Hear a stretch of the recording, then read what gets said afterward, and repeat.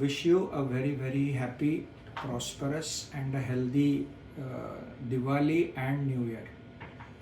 On this occasion of Diwali, I am going to tell you a small story of Constantine Herring, which I have narrated earlier, but for those who don't know, Constantine Herring was an allopathic MD physician who was sent on task to Europe to criticize Hahnemann and his new system of medicine called homeopathy.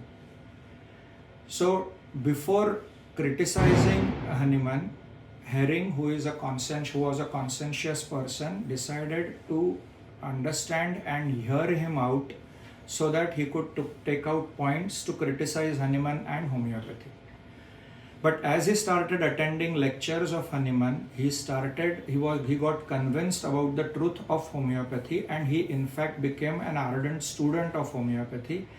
And then with the blessings of Hahnemann, he decided to start homeopathic practice in America. That is why he came to be known as the father of homeopathy in America, or father of American homeopathy. But as happens with every one of us, he did not pick up in his practice. It was very difficult to convince people to take homeopathy, and he just could not sustain himself. So for many days he went without any income.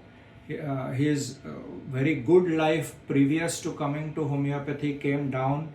He used to eat only dry bread as he could not afford anything else. Once a patient came to him and saw that he had loaves of dry bread on in his room, and when the patient asked him, "What is this?" he said, "This is my food." So the patient said, "This is the food that we make for our cattle. So give this food to us, we will make food for our cattle and we will give you milk."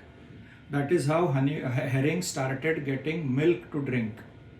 In this state, he fainted in the snow, and in his frustration he wrote a letter to Hahnemann that this is my state, I am not doing well, my practice is not doing well, what is your advice to me? Hahnemann, as unsympathetic as he always was and convinced about homeopathy, he just wrote back to Herring, continue with homeopathic practice. Now this ardent student of Hahnemann continued his practice, and later he flourished so much that he founded the first 1,000 bedded homeopathic hospital in America. And it is said, it is a story, that Henry Ford of Ford Motors approached Herring to tell him that he can sponsor or finance homeopathy, and Herring said that homeopathy has so much money, or lakshmi, today is Lakshmi Pujan.